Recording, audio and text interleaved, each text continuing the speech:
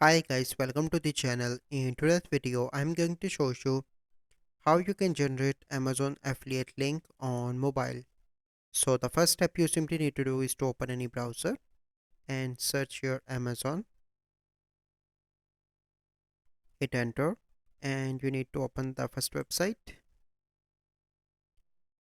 Here you need to click on three dots and click on desktop site. From here you need to select any product. So I'm going to select this product for example. Let me zoom in.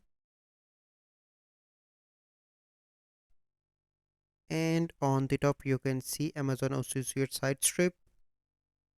Here you can see get link, so you simply need to click on text,